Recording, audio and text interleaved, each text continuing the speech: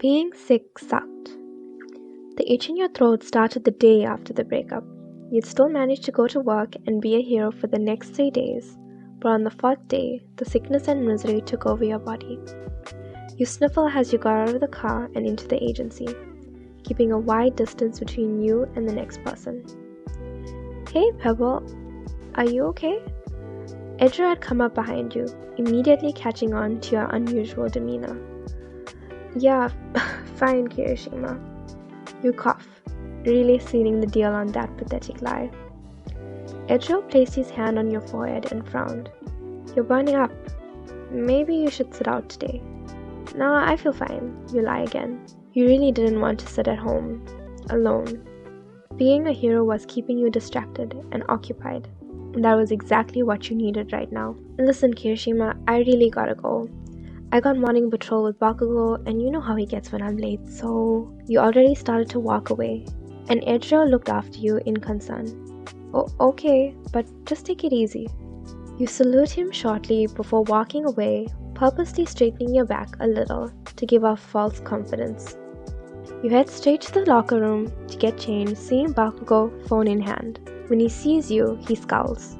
What the fuck is this shit I'm hearing about you being infested? Infested? You ask with puzzlement. With germs, dumbass, he says impatiently. Ejirou just texted me. Oh, don't worry about it. I feel fine, you say, opening your locker to get your suit. You know Ejirou, he exaggerates. Katsuki slammed your locker shut, the gust of air ruffling the front strands of your hair and almost chomping on your hands. Go fucking home. What the fuck? You nearly cut my arm off, you shout angrily. You'll get your face blown up if you don't get home, Katsuki threatened vehemently. No, you say firmly. Get away from my locker, now. You activate your quirk in a threatening manner. Katsuki growled in retaliation, small pops emitting from his hand. Stand down before I knock you out myself. Try it, you dare him, readying yourself. But then a series of coughs halt you. Katsuki stops his ministrations, alarmed. He grabbed his water bottle and handed it to you. You drank it quickly, waiting for the annoying coughs to stop racking your body. Katsuki glared down at you expectantly, following the anticlimax. You still not sick? Fuck you, and thanks for the water, you say, handing back the water bottle. You rise back on your feet and try to level with him. Look, Katsuki, I know I'm sick. You know I'm sick. Can't we just go on patrol anyway? Katsuki's angry spark returned. What the fuck are you trying to do? Die and frame me? Huh? You mumble under your breath. It would certainly be believable, Katsuki growled. Get your germ-ridden ass back home now. You and Katsuki stare at each other for a good few seconds, before Denki walks in talking loudly with someone. Katsuki's head swivels to the interruption and you bolt for your locker. You forget, however, that Bakugou's reaction time is almost godlike. Katsuki swiftly grabs your neck and slams you into the locker. Bakugou, what are you doing? Denki shrieks. Katsuki, put her down. Kirishima, who had apparently been the one talking to Denki, said rigidly. This little shit won't go home, Katsuki shouted angrily. You scream back. I am fine. Kirishima looks between you and Bakugou and then turns to Denki. Do you mind giving us a second? Yeah, sure, Denki said, still a little shaken. When Denki walked through the door, Kirishima turned to Katsuki. Please put it down. We're going to talk about this. Katsuki snarled between his teeth and then reluctantly let go. You rub your neck on impulse, though Katsuki hadn't hurt you too much. Kirishima turned to you, the red in his eyes looking less like blood and more like the opening petals of a beautiful rose. Pebble, why don't you want to go home? You look in those eyes, open and hopeful, and sigh. You couldn't lie anymore. Avoiding Kirishima's affecting eyes, you say, honestly, I just feel lonely at home now. The past 3 days, I just didn't realize how much my life revolved around him. I go to work, and then I go home, and everything is just silent and empty, and I'm all alone, sitting on a couch, being pathetic. Katsuki's glare accompanied his scowl. Why didn't you just say that then? You plead, your voice small in the presence of the 2 muscular men. Look, I promise I'll take it easy on patrol. I won't get in your way. but please don't send me home alone. Ejirou rushed up and slipped his strong hands around you. Thank you for telling us. I know you're always trying to be strong and keep everything to yourself, so I'm really happy you told us. He pulled back and sent a toothy grin to Katsuki. How do you feel about ditching today? What? You blurt out? Katsuki's scowling, but he shrugs. Whatever, and begins to take off his gauntlets. No, you protest. You guys don't have to come with me. Kirishima hugs your shoulders tightly. We can't let our favorite person feel lonely, can we? That's not very manly. No, really, y'all can't just ditch. You try again, lamely. Can too, Katsuki says, already putting on his casual clothes. These idiots have been trying to get me to use my vacation days forever. I too have some to spare, Kirishima winked charmingly. Bakugou shoved your shoulder as he walked past. Come on, let's go. Kirishima opened the door and Bakugou waited impatiently for you to go through. You exhale and close your eyes in defeat. I'm coming, admittedly, a bit happier than you were before. Ejirou drove you back home with light chatter and a few insults from Bakugou along the lines of, how can you be so dumb to try and come to patrol with me? And what if you'd gotten hurt and I had to take care of your ass? To which Ejirou scolded for him to stop. You let them talk, your throat too sore to contribute much to the conversation.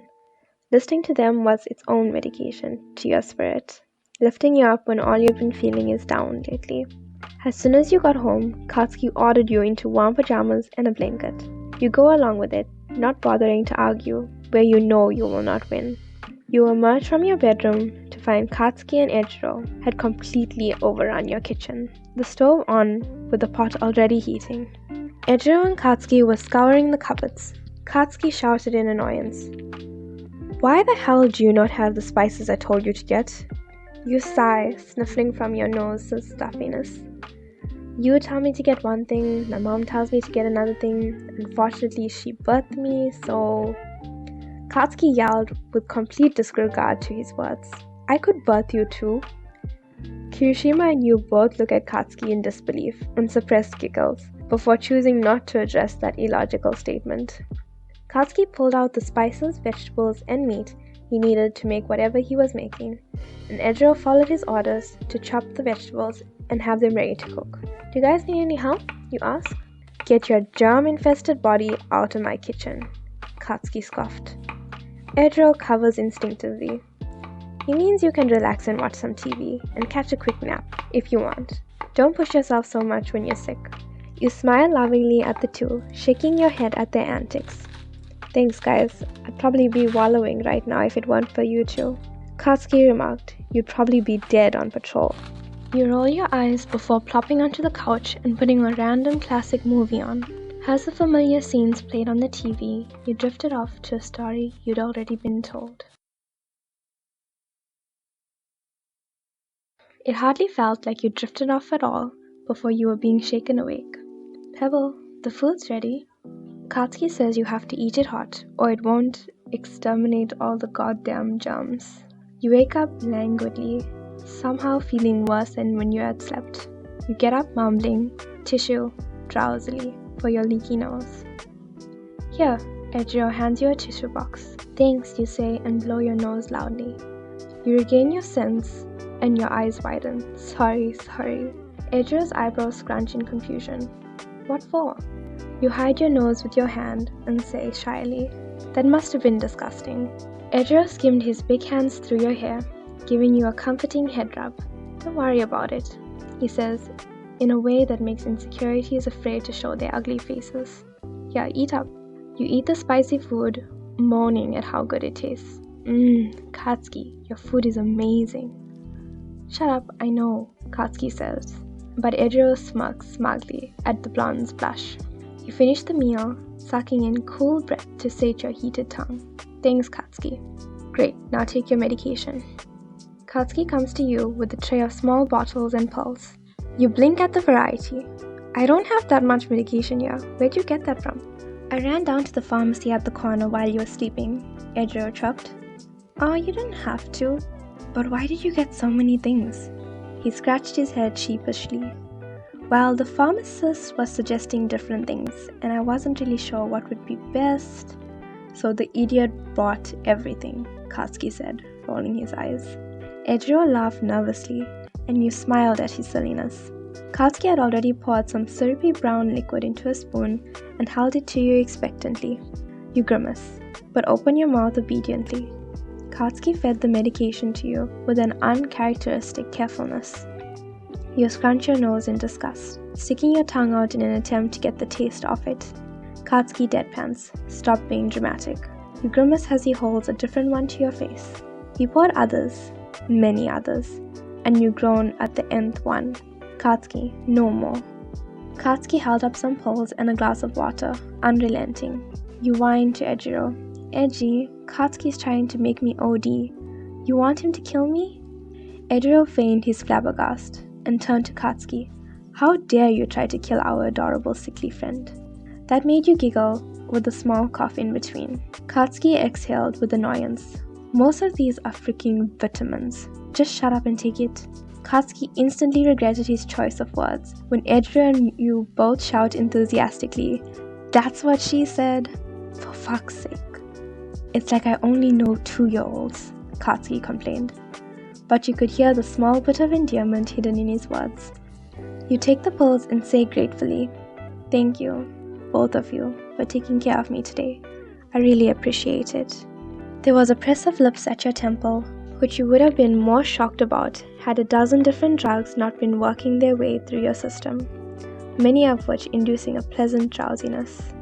Fingers sifted through your hair, soft fingertips brushing your skin in pleasing strokes. You find yourself lulled into the open arms of sleep and fall into the plush chest ready to catch you.